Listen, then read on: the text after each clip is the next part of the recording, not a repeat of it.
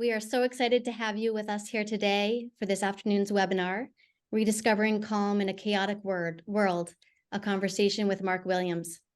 My name is Frances Baldwin-Sadi, and I am the Associate Director of Non-Degree Programs here at Brown University's School of Professional Studies. Our mission here at the School of Professional Studies is to create and deliver programs that empower adult learners such as yourself at all career stages to transform yourselves, your workplaces, and the communities that you serve. And we do that by offering a portfolio of online and hybrid programs, including master's degrees, certificate programs, short courses, and masterclass webinars, such as today's conversation with the esteemed University of Oxford Professor Emeritus, Mark Williams. So at the end of today's talk, I will spend a few minutes highlighting some upcoming mindfulness programs that we offer, programs that Dr. Williams had a direct hand in shaping. We'll also spend some time at the end engaging in questions from the audience. So please feel free to send us your questions throughout the talk using the question and answer feature found at the bottom of your screen. And now I have the distinct honor and privilege of introducing my friend and colleague, Dr. Eric Laux, who will be facilitating the discussion today. Eric is the founder and director of the Mindfulness Center here at Brown University, which is one of the premier research and education-focused mindfulness centers in the world. He is a professor, researcher, speaker, and pioneer in the study of mindfulness and health. A recipient of multiple grants from the National Institute of Health, Eric is the lead developer of Mindfulness-Based College and Mindfulness-Based Blood Pressure Reduction programs. His book entitled The Mindful College Student was released last April and is in print all over the world. Over the course of his career, Eric has held teaching positions at Harvard, McGill, and Brown universities. But beyond his impressive CV, I'm particularly struck by how Eric embodies his mindfulness practice and how he allows it to ground him in all the decisions that he makes. So it's such a joy to have you, both you, Eric, and Mark, with us here today, and I look forward to the conversations and the future actions that will be born out of this discussion. Welcome. Thank you. Thank you, Fran. Yeah, and thank you, Mark, for joining us today, all the way from England. And Mark's been visiting us for a few days here at Brown, and it's been such a pleasure to connect with you on many different levels. As many of you know who are here, Mark Williams is Professor Emeritus at Oxford University. He was one of the original developers of Mindfulness-Based Cognitive Therapy, and also the developer of the program Finding Peace in a Frantic World that is briefer than MBCT that we also offer at Brown, but it's gone through some very interesting clinical trials, particularly in workplace settings, and I really value the approach that's taken there. And then he's also been working on a new project now called Deeper Mindfulness, and that we'll be learning more about that today. So, you know, as I've gotten to know different researchers and faculty members around the world, it's rare to find someone who has a combination of just outstanding methods, great wisdom, very strong innovation, and a lot of kindness and connection to the world around him. And Mark Williams is one of those individuals that I've come to see more and more as we spent more time together. So I'm really looking forward to our conversation together today, Mark. So thank you for joining us. Thanks, Eric. Yeah. So we're gonna do this as a bit of a, conversation format, and really the main person here is really Mark, and so I've got a few questions to ask of you, and then we'll be opening it up for questions from everyone who's joined us today. And I see 419 people on this webinar, so welcome all of you, and don't hesitate to submit your questions because we'll have time for those today too. So maybe just starting off, Mark, I'd be curious to hear a little more about just how you came to be interested in the study and practice of mindfulness. It was really born out of, and thanks, first of all, for having me. It's really lovely to be here. It's born out of our wish to find a way of preventing depression. So depression is really hard, and it's widespread throughout the world in low and middle income countries as well as high income countries. And it's very recurrent. So if you've been depressed once, there's a big chance you'd be depressed twice and 3 times and so on. It doesn't have to happen, but often it does. But there are often periods where you're fairly well between episodes of depression.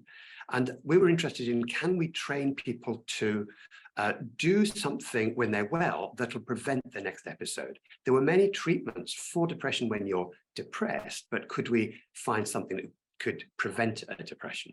And we knew that certain forms of therapy worked quite well, not only in making people feel better, but also preventing the next episode.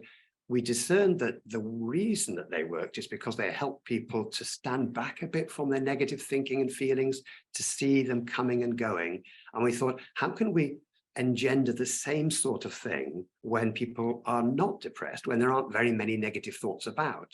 Mindfulness was suggested as a way to us because within a few seconds of sitting down and meditating, your thoughts crowd into your mind. And you, hopefully, when you're well, they're not negative, so many negative thoughts as thoughts about what you haven't done today. You know, things I meant to send that email, I meant to buy bread, I meant to do this or that. And so you get lots of practice at beginning to see your thoughts like leaves on the stream or clouds in the sky. When you get the practice on non-toxic thoughts, and there's just the chance that when the thoughts turn bad, you'll be able to stand back a bit from them too. So we went to see John Kabat-Zinn. He thought it was a good idea to try this out, developed what became known as MBCT, and then trialed it, found it did cut the relapse risk. And that's how I got into the practice of mindfulness, because John Kabat said to me, you know what, if you want to teach this, you've got to practice it. And at first we said, oh, no, surely not. We're psychologists, we know everything. We didn't say that, but it felt, no, we don't need to practice it. But then we did. We discovered all sorts of things about our own practice, which then we could share with others. And that's how I got into mindfulness. Yeah. So it sounds like you saw the need for new treatments and saw mindfulness as an approach to that and went to some experts and tried it on. You know, I'd be curious if you're willing to share, you know, now that I know that you're practicing mindfulness and developing new interventions, is there anything you'd like to share around how the personal practice of mindfulness has influenced your own life and your own well-being? I think it's always difficult to talk about yourself because it's such a unique thing. But I think probably you'd have to ask my wife and family, really, because I could say, oh yeah, it's really helped me in all sorts of ways. But if they say no, it hasn't, then I think you have to believe them, not me. But my sense is more taking a pause throughout the day, more time to see what's going on in mind and body, what the weather pattern is like. And I often use that phrase in my teaching, as many of us do. What's the weather pattern like? And taking account, being aware of what it's like, what sort of mood I'm in. Am I restless? Am I calm? And how is that affecting how I'm responding, the quality of response and the quality of my connections with other people. And I hope over the years that I'm more able to pause a little and to take account of what's going on. Yeah, thank you. Yeah, it's interesting to think about spousal reports. You know, we had a participant go through a mindfulness-based blood pressure reduction program, and he realized, you know, with alcohol as a predictor of hypertension and influencing his weight, he wanted to drop it, but it was a way that he connected with his wife to transition between work and their evening time to have a drink together. And he was hesitant to stop drinking because of the relationship with his wife. But I knew his wife, and I ran into her a few months after the program, and I was like, hey, how's it gone? And she said, you know, it's amazing. He's become such a better listener. And so he had dropped the alcohol, but in doing so and going through the mindfulness program, actually a richer, deeper experience of connection manifested between them. So I really also listen closely to the spouses of people who go through the mindfulness training, because they see what's going on. Yeah, absolutely. The title of this conversation is Rediscovering Calm in a Chaotic World. And you know, there's elements of chaos in the world right now, whether it's wars in different countries or concerns about environmental degradation or a loneliness epidemic or political tensions, for example. And so be curious to hear a little more from you. Like, what do you see as the promise of mindfulness training at this moment in time to help us rediscover calm in ourselves? Well, it's a difficult time to be alive in many ways. And it's partly because of all the things that are going on. Yeah, but also partly because many of us are over busy, so driven by goals and plans that our attention contracts onto those. And I was hearing the other day a story told by a mindfulness teacher of a guy who was just going around the corner. He'd just been to the grocery store. He had his brown bags in his hands. He was sort of thinking about something else, focused on what he was doing. And he rounded a corner and somebody bumped into him and he dropped all his groceries on the floor. And he was bending down to pick them up. And he was just about to shout at this person who bumped into him. What are you doing? Are you blind? And then he looked up and realized the guy was blind. And the white stick was lying on the ground and his stuff was all over the place as well. And suddenly everything changed. And he started apologizing for knocking into him and helping him pick up his stuff and so on. And the question is, what had happened in that instant? And I think what had changed was and this is what the mindfulness teacher was saying to us, the aperture of his awareness had suddenly widened. And so the sense of actually opening the aperture and seeing more clearly and more broadly what is I think what mindfulness can teach us. And it's never too late to start, even if our aperture contracts and we get angry and sort of too focused. That sense of knowing when we're focused and opening the aperture produces, I think, wiser, more possibility. I think also there's the question of what small things can we do. And sometimes if we recall the people who we have looked up to in our life, you know, the leaders, the supervisors, the teachers who were kind and had time for us, and despite everything they must have been going through, you know, we see as the best leader or supervisor, or, you know, and if we list their qualities, and they're often ones of openness rather than contraction. And that's what I think mindfulness can help us cultivate. And if we do that, the sort of drip by drip in the bucket that we often talk about, that, you know, the bucket fills drip by drip, the quality of those drops can be, I think, really better quality, so that what's in the bucket, as it were, is able to affect more people in our life than just our small circle. Yeah. Oh, thank you. Yeah, just think you know, Mark led a 6-hour workshop for us a couple days ago on the feeling tones, for example, and I know you offered us a number of practices. And you know, so say if someone is feeling like they're living in a moment of chaos and feeling like out of control or stressed or overwhelmed, you know, is there a particular practice that you might offer them that even in this moment that you could see that someone could take home with them, take away with them from this webinar? Well, I mean, if people are happy to do this, I'm happy to just 2 minutes, 2-minute meditation. It's a great idea. And if people would like to do this, if you just sit, find a posture that supports your intention to be awake and aware, maybe just closing your eyes if you feel like it, but keeping them open and lowering your gaze if you prefer. And notice the places where the body sends clear and distinct signals to you. So this may be for you the breath, and these are places you can anchor your attention. We call this finding your ground.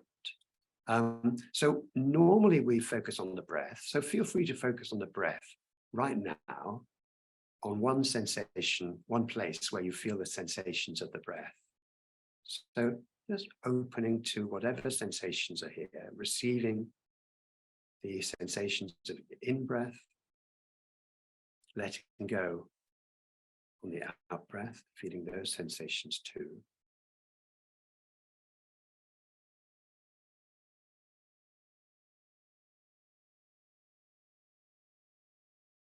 And now taking a deeper breath.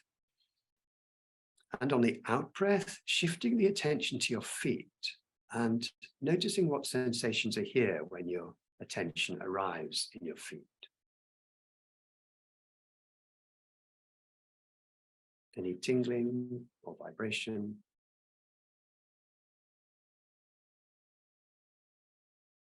So the feet are now center stage in awareness, and the intention is to be open to whatever sensations we can be aware of here.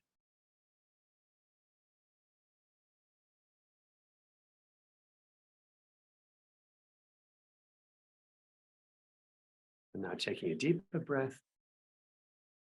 And on the out breath, letting go of the feet and bringing your attention to the contact that your body is making with whatever you're sitting on.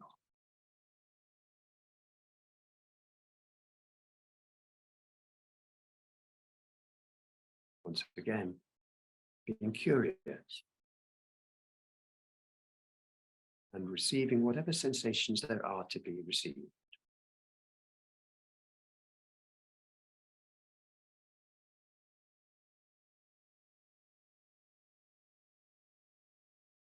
And now taking a deeper breath, and on the out breath, letting go of the contact with seat and letting your attention shift to your hands. The palms of the hands, backs of the hands,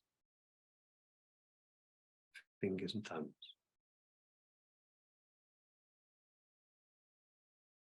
Maybe the sense of contact of the hands with whatever they're resting on.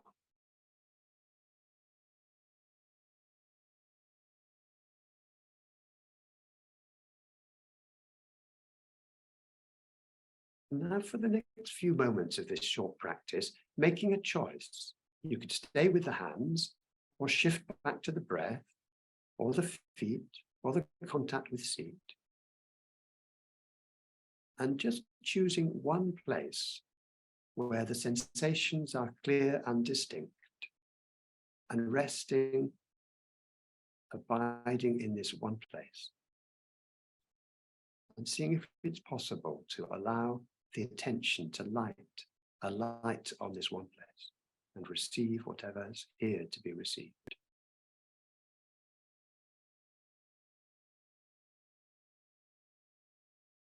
And if the mind wanders, as it's likely to do from time to time, it's not a mistake. Just acknowledging where it went, gently escorting it back with friendliness, gentleness.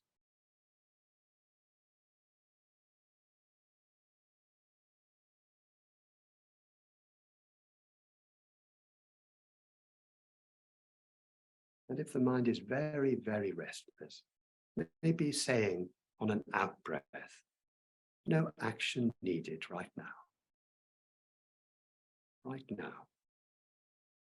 No action needed in this moment.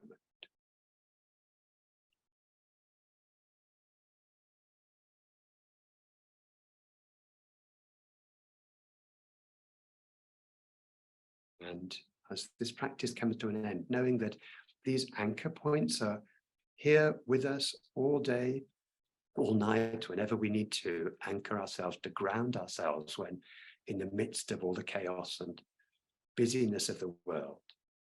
And that when we say no action needed right now, it sometimes clears a space in order for us to realize eventually what wise action we can take, what is the wisest response. And so now, moving fingers and toes, letting your eyes open if they've been closed, and taking in your surroundings again.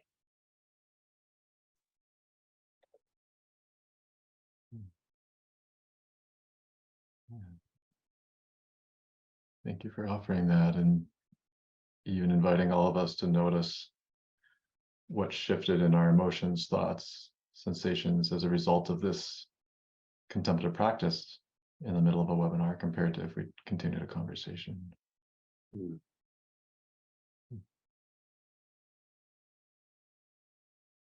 And as I think of MBCT, the Mindfulness-Based Cognitive Therapy, that I have a lot of respect for, I think of some of the teachings around just being rather than doing. And so on the out breath, as you suggested, that saying no action needed right now, can we just be? Can we just be here in this webinar, be here with each other? We're a community of 478 people right now. That'll never this community will never gather again in history, and can we just enjoy this moment and be. And then thinking of, MBCT is just an 8-week program, and it too comes to an end, and how many people are looking for something more afterwards, and it's not always so obvious of what more could be offered. And so would you like to share with us a little bit about what inspired you to create a follow-on program for those that have gone through 8-week programs like MBCT or mindfulness-based stress reduction or others? Yeah, I think it was largely because people were asking for something to sustain their practice. Mindfulness has now gone all over the world, and people have MBSR and MBCT and many other mindfulness-based interventions that have introduced them to mindfulness, that have offered them a practice.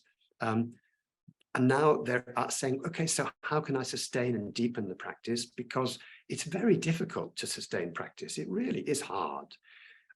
Because the world doesn't stop when we try to stop. There are more pressures, more traumas, the busyness of life gets to us. And so there are different things we can do. And the science, of course, the psychological science has moved on from the time that these programs were developed. And new people are coming through that have different needs, need to make choices. We need to be more sensitive than ever as mindfulness grows to the difficulties and traumas that people have in their lives.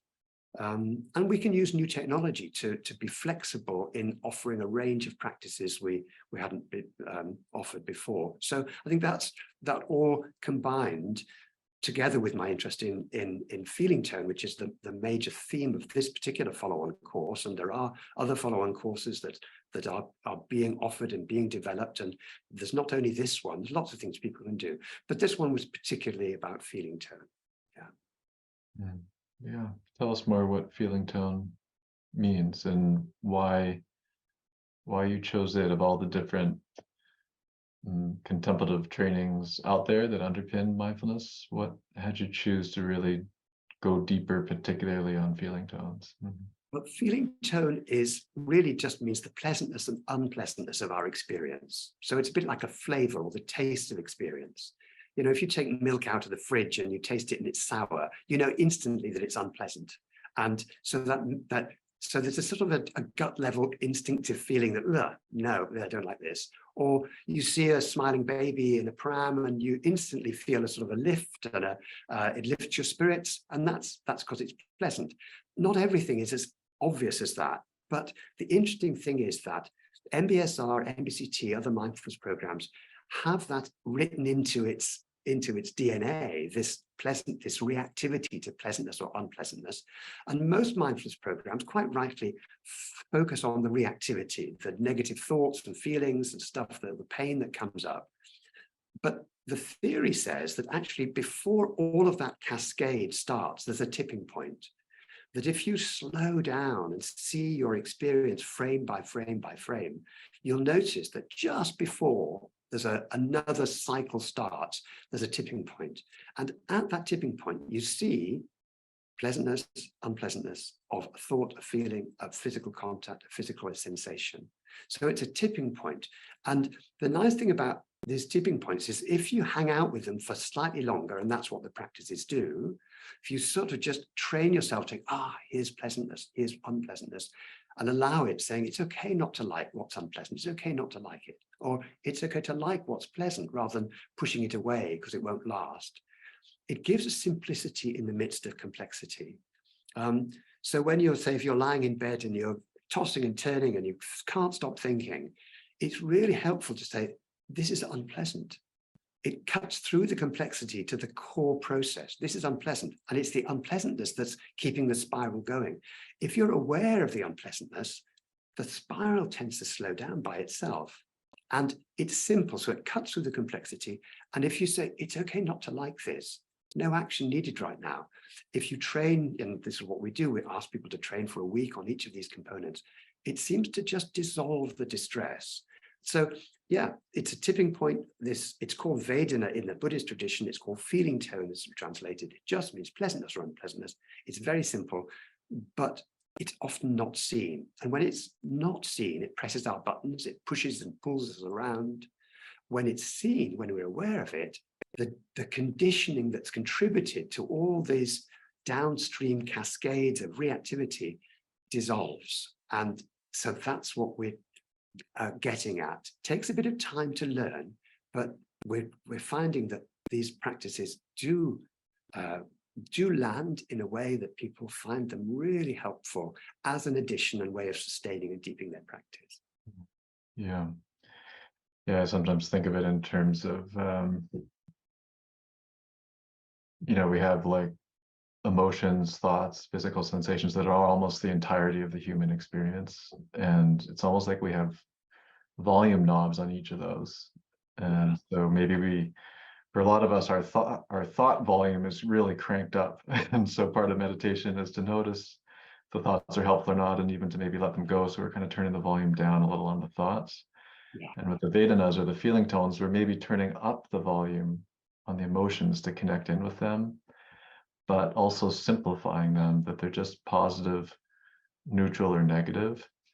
Yeah. And then also the element of acceptance of it's okay if it's negative, or it's okay if it's positive, it's okay if it's neutral. And David Cresswell and Emily Lindsay did this study with Shinzen Young, where they developed an app where it trained people to just monitor their present moment experience, or they trained them to both monitor the present experience and offer acceptance of this present moment as just how it is in this moment. And it was the people randomized to get both the monitoring and the acceptance that had the stronger outcomes than those who just had the monitoring. And I feel the way that you're sharing it too has some similarities in that it's monitoring our emotions or our feeling tones, but also that element of acceptance of it's just how it is right now, and that's okay.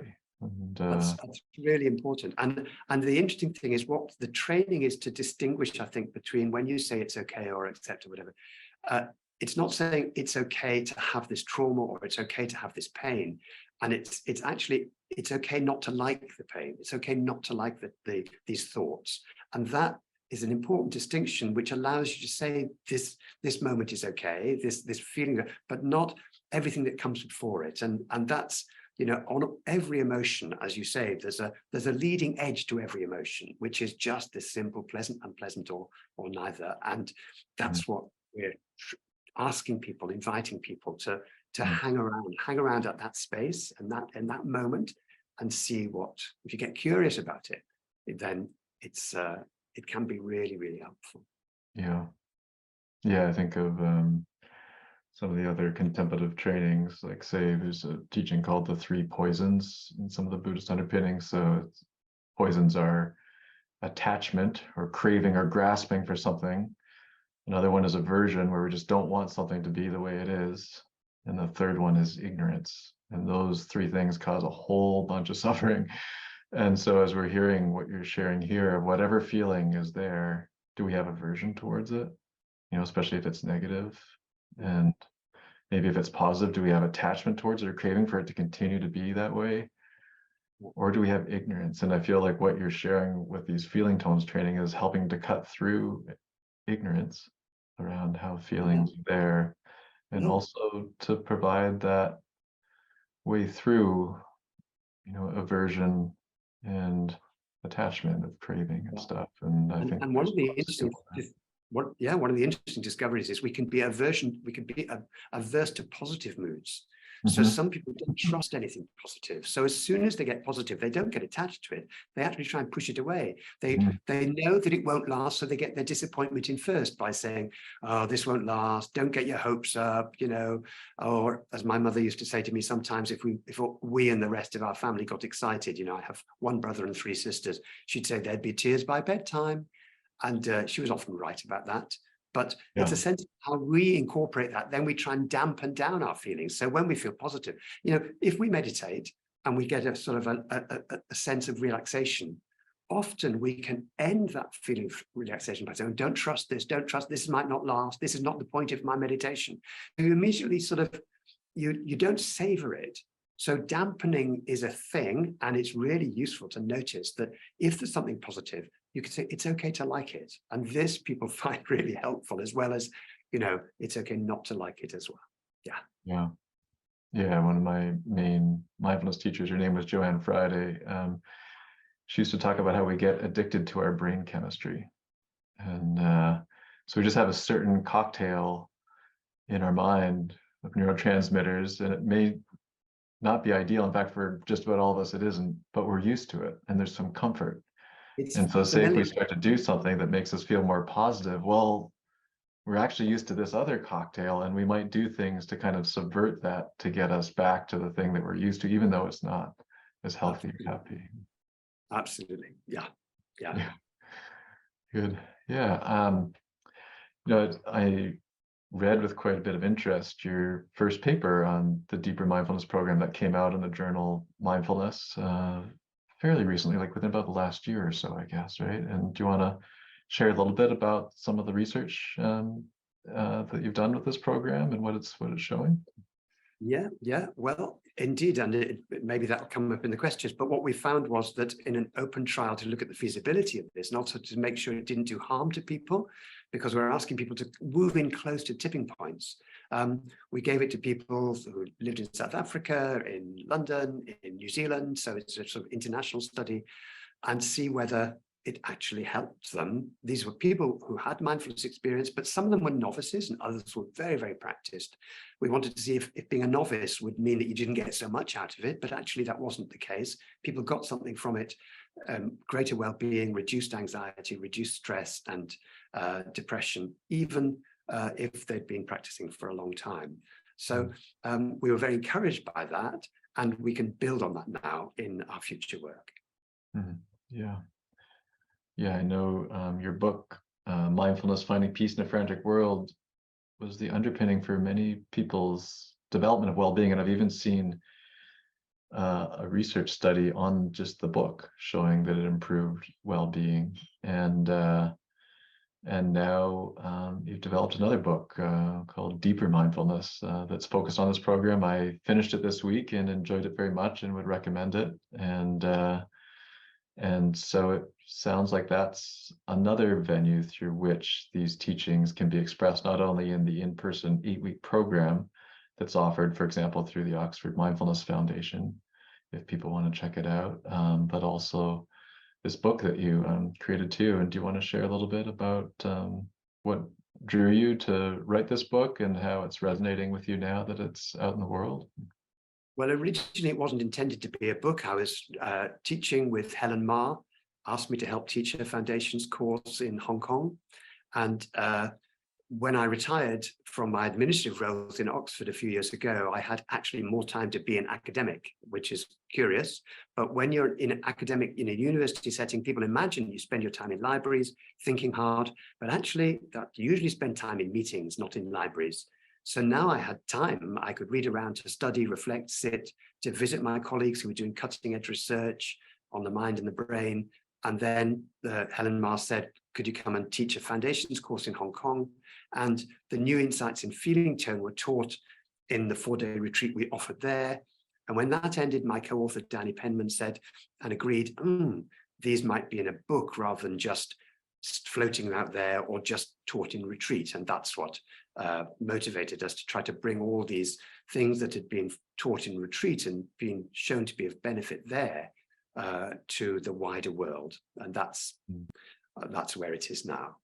Yeah, well, thank you. I think it's another example of your connection to the broader world and your desire to serve the broader world. So I appreciate you putting that into the form of a book, because it's a access point for many people who may not be able to afford an in-person course or be able to take the time to do it at the particular times that it's offered in a book we can pick up at any moment. And so there's a QR code and URLs that people can download and there's a 10-minute version of the meditation and a 20-minute version, a 30-minute version. So it's geared to serve people in their busy lives so that people can play with it and see what suits them as they work through the 8 weeks of the course. Yeah. We're going to open it up to questions from the audience in a moment, but I thought maybe I would just add one final question for you from me. And really, as you look ahead towards the coming decade, how do you feel mindfulness training would best evolve in the coming decade to serve society's greatest needs? I think the first thing is to find a way of making it accessible for the most marginalized and disadvantaged in our world, really, so that we can all be empowered together for social action and justice where it really matters. That means if that's going to happen, we've got to remain flexible about training needs for those in these communities who show an interest and wisdom and skills in mindfulness in their own communities, and not be too precious about the things that we've developed of the gateways in. And that's a big discussion, which is an ongoing discussion. But I think for marginalized communities, we need to learn from them. They need to tell us what they need rather than us tell them what they need. I think that can go in tandem with mindfulness for opinion formers and politicians. So the UK model is now we taught in Parliament, and there's members of Parliament and House of Lords that have learned mindfulness, and now that's been taken to other parliaments around the world. And the UK's Mindfulness Initiative, which has just produced a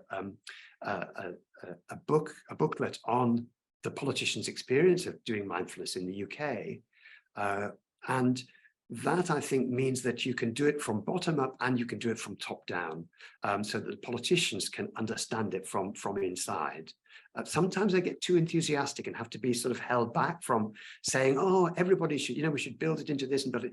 You have to be careful what you wish for in this world. But I think the last thing I would say is that mindfulness, wherever we are, see if we can build trust and openness within and between our communities. We know from lots of research in public health and population health that well-being and trust go together. Where there's income inequalities, there's lack of trust in any community, and there's then inequality in well-being. And research shows that inequality in income and inequality in well-being was where it was biggest, was where people were most, for example, in the UK, voted for Brexit. Which many of us didn't feel would serve the ends of the British community very well. But some people felt very left out, very damaged by what was happening, and they just voted for change. And income inequality and inequality in well-being drove a lot of that. So building trust, however we can do it, within and between communities, within and between families, within community associations. If we can't get our small groups to work together, trusting each other, what chance do we have in the big political scene? So starting where we are, with families, small groups, and trusting each other, it's a hard work, but it's really, really worth it. Yeah, thank you. Yeah, I've been really impressed with folks doing this work. For example, Jeff Prue, who's a Native American faculty member at Brown, is co-creating mindfulness programs with Indigenous communities and really finding the mindfulness elements that are already naturally expressed in those communities, and bringing it out into more standardized programs with an eye towards, say, diabetes management. Or Professor Shufeng Sun at Brown is doing quite a bit of work with LGBTQ plus communities and helping with resilience in those communities.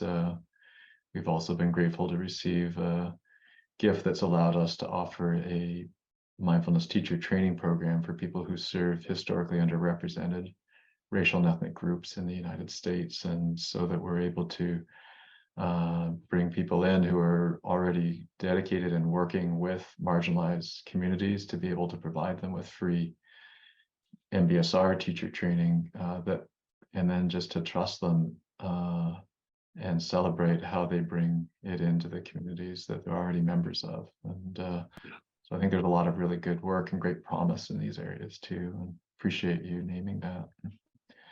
So why don't we shift over to questions from the audience here. I see 20 have been submitted so far. We're up to 22, so don't hesitate to put them in. I'm gonna do, I'll take a look through and just see which ones pop out. And I'm sorry if I don't get to your particular question if you have put one in, but I'll do my best to get some of the ones. And then Mark, if you see some, you're welcome to look at it, but I'm also happy to just let you be, and I'll handle the filtering if you like, but don't hesitate to jump in if you'd like. Okay. You know, I think there's a question from someone who says, thank you for the guided meditation. And I like the focus on hands and feet for people with depression and a history of trauma. Yeah. Other body parts may be difficult for them to focus on, but hands or feet may be a safe starting place. Please comment on other ways in which you think about working with people new to meditation and with a history of trauma. Okay, so I'm very much a fan of David Treleaven's work, and he talks about giving people choice. And one of the things about giving other anchors is it's about choice. It's not necessarily that one anchor will be better than the other. You can combine anchors. And if the body is problematic, then sound can be your anchor, or you can open your eyes and focus on an object in the room. So there are various different ways of focusing, and I think it's really nice to give people the choice and allow people to find their own way. Yeah, thank you. Yeah. Someone shared, awareness is fantastic, and yet it also creates more hypersensitivity. And so how do we address this contradiction, as so many are terrified about connections with the present, as it allows one to experience a variety of emotions and feelings, which so many want to deny or try to ignore?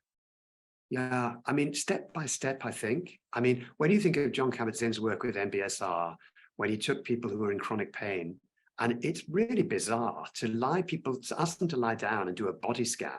It's just actually scan their body and become aware of their body. Mindfulness means awareness, right? Lucid awareness. So kindly awareness, but to ask people to do that in a body scan when they're chronic pain seems absolutely bizarre.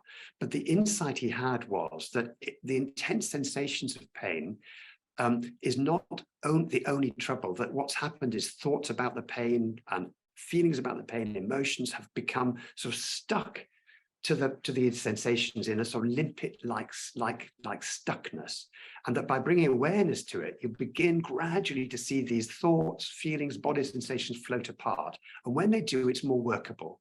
That's the insight, and that was what he discovered. So, but it takes some courage to do that, and it can't be rushed. So I think actually focusing, knowing where your grounding is, knowing where your anchors are, the safe spaces in the body or the safe spaces in your attention, somewhere you can come back to, a safe haven, and then doing it at your own pace.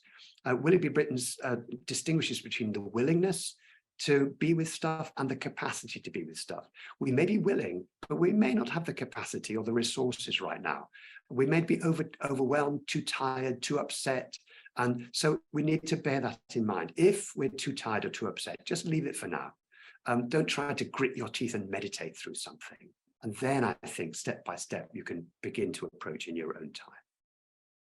Good question. Thank you. One of the definitions of mindfulness that I've appreciated is the element of remembering, or remembering to bring our wisdom into this present moment.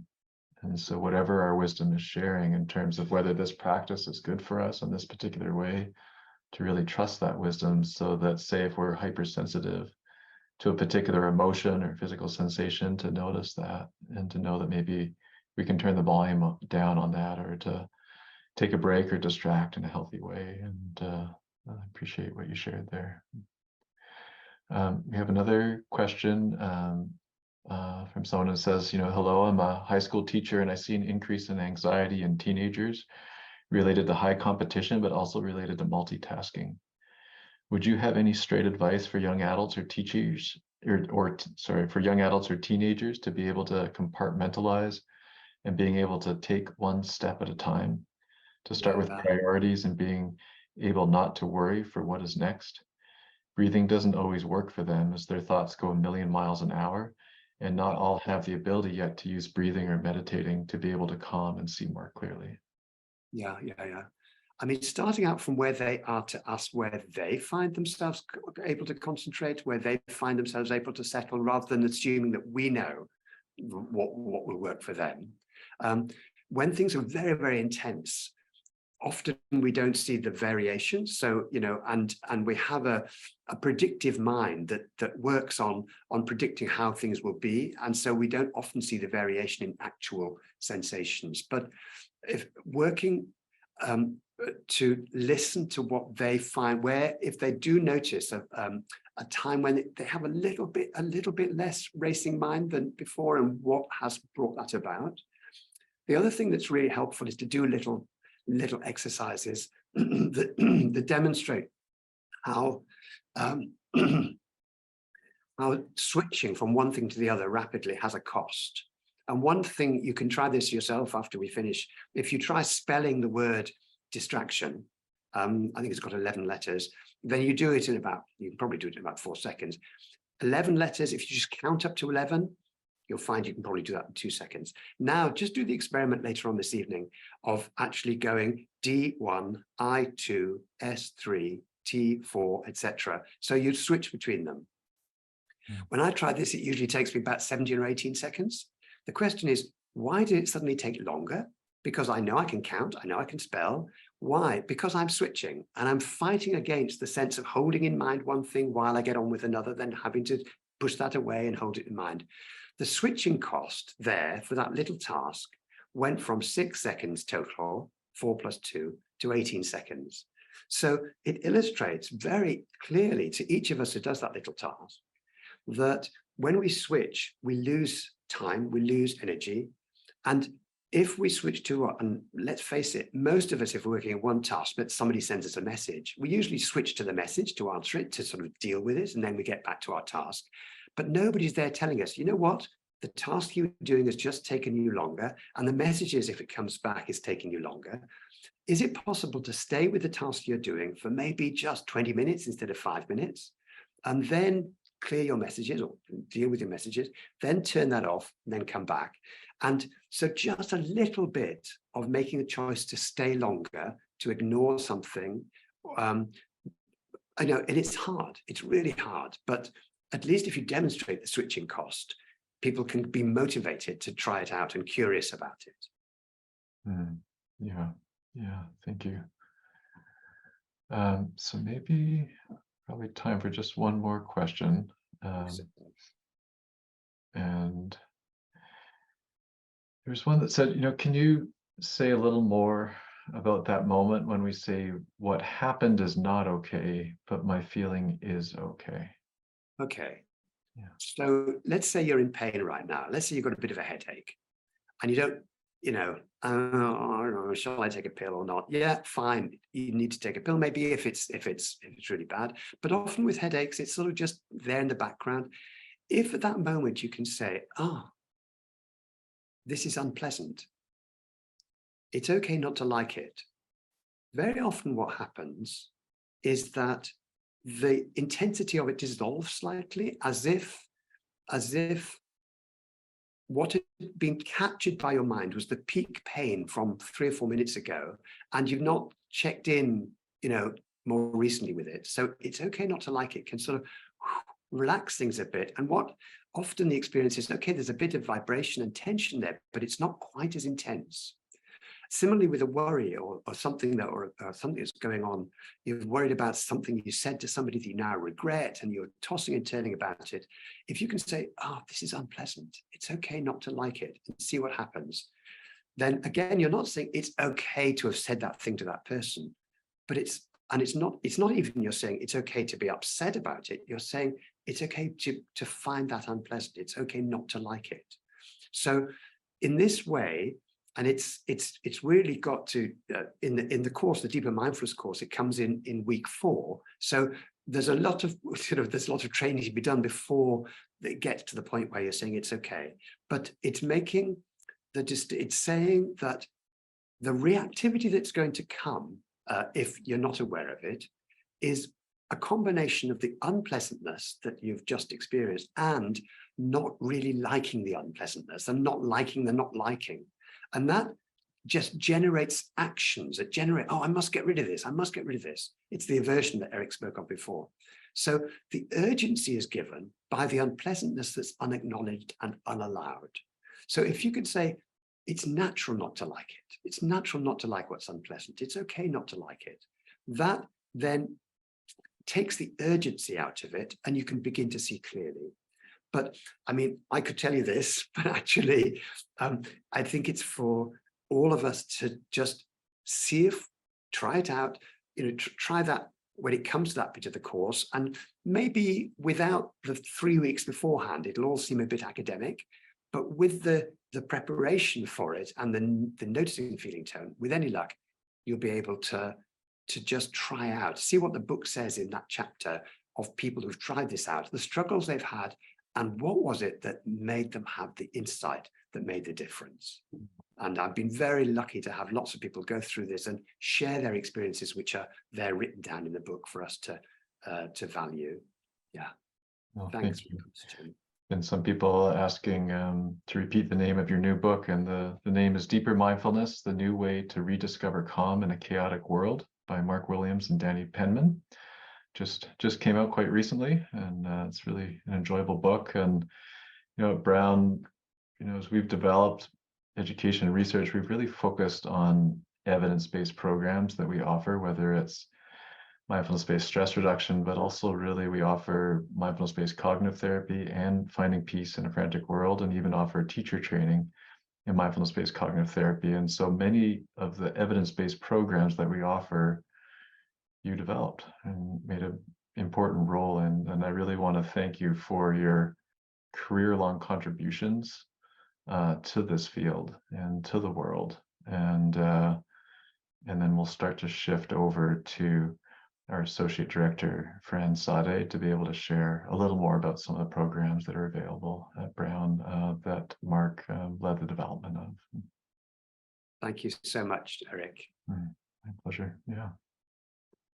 Yes, thank you both. What a wonderful conversation. And I hope this is just the beginning of the conversation that it can continue as we go off and about our lives. So if you just don't mind staying on for a few more moments, I would love to just take a minute and walk through some of the exciting evidence-based mindfulness programming that we offer here at the School of Professional Studies. So our courses are designed and offered in collaboration with the Mindfulness Research Center at Brown University. So whether you're new to mindfulness or you're a seasoned practitioner looking for community and greater depth of practice, we have programs for everyone. So if you visit our website, you'll see that we offer a number of short 8-week mindfulness-based programs, which are designed to begin the cultivation of mindfulness skills and competencies.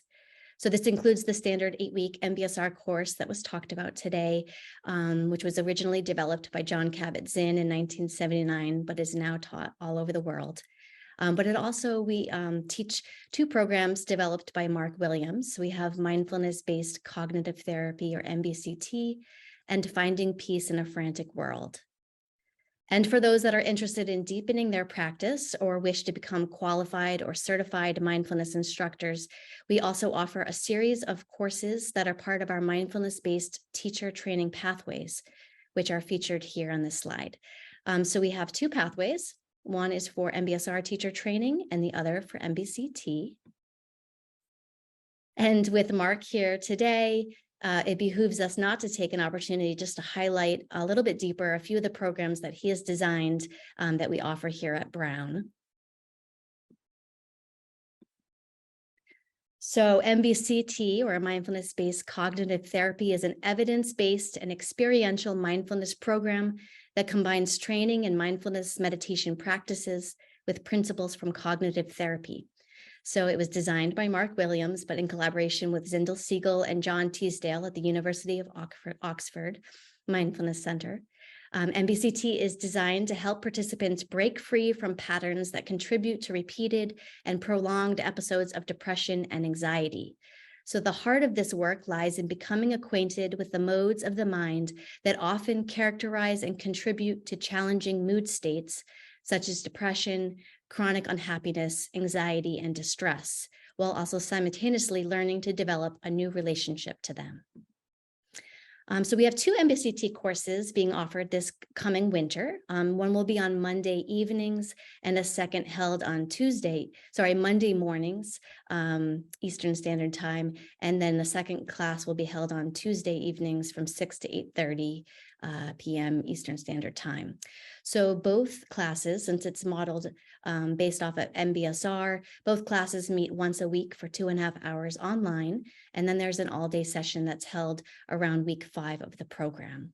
And you can, all of this information is on our website, www.professional.brown.edu/executive/mindfulness. And so in addition to MBCT, we also offer a short 8-week introductory course known as Finding Peace in a Frantic World, which was also developed by Mark Williams, along with Danny Penman at the University of Oxford Center. And it is based on their best-selling book, Mindfulness, A Practical Guide to Finding, Practical Guide to Finding Peace in a Frantic World. Finding Peace in a Frantic World is an abridged adaptation of MBCT. So it is an accessible, practical program designed for beginners and those with busy and limited time. So you can see here that this particular course only meets for 1 hour each week for the 8 weeks. And we have upcoming session starting up January 9th. It'll be on Tuesday evenings, 5:30 to 6:30 p.m. Eastern Standard Time. And we will also be running a spring course also on Tuesday evenings that will start up April 9th.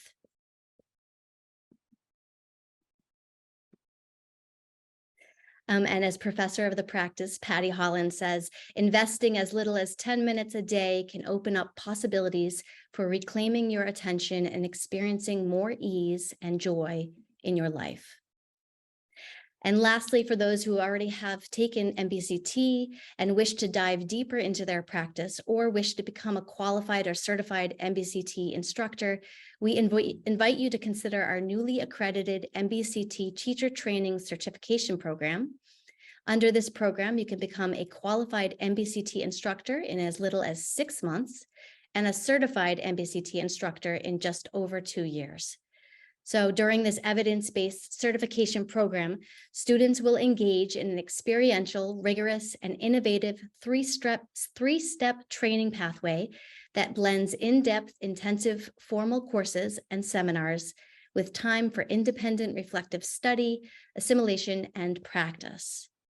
And so this is a unique opportunity for qualified healthcare professionals, such as licensed therapists or counselors, for them to incorporate that MBCT into their work. However, the program is not limited to clinicians, so we welcome prospective instructors from all backgrounds, including educators, social workers, and even graduate students interested in group-based work.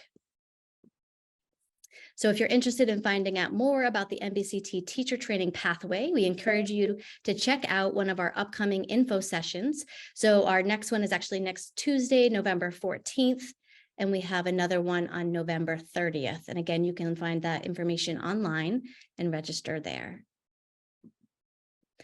And so, yes, we invite you to check out our upcoming programs. We're currently enrolling for our winter 2024 courses, which includes, as I said, Finding Peace in a Frantic World, held on Tuesday evenings, our 8-week MBCT course, which we have 2 options, and then the teacher training pathway.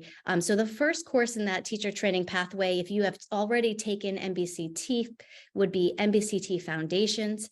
We have a Foundations course starting up January 10th that will be on Wednesday evenings, 5 to 8:30 p.m. So we definitely encourage you to check that out. You can also fill out a form online if you have any questions, and we can get back to you.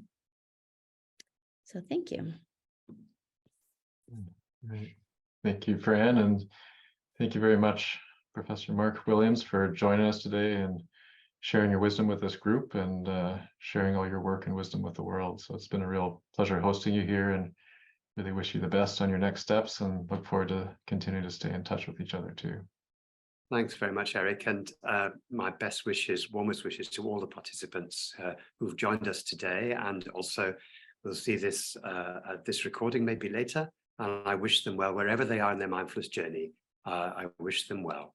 Thank you.